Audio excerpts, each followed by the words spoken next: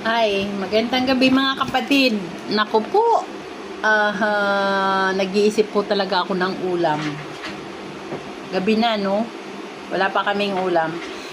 Napupurga na ako sa malunggay. Ito, may malunggay na naman ako.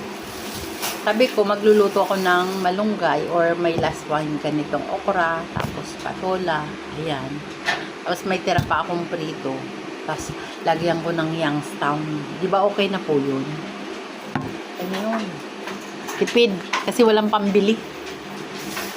Sarap naman to, di ba po? Oh, masustansya pa, oh.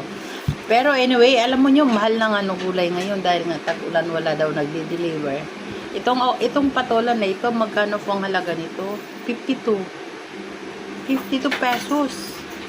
Sipin nyo po yan kung gaano kamahal. Buti na lang nakapangingi ako ng malunggay. Doon nakatipid. So, ayan, talagang no choice. Maglalaswa ako. Pwede ko bang lagyan nyo ng tawag nito? Miswa? Pero masarap yun, sa taste naman yun eh. Puro gulay-gulay na lang kasi talaga ako dahil gawa ng high cholesterol ako. So, bawal sa akin ang itigmit. Hindi isda. Isda na may kaliskis at manok. Kapag walang kaliskis na isang nakakain ko, namamaga po yung mga joints. Yan. Siguro dahil nga na tayo. Pabata. So, yun.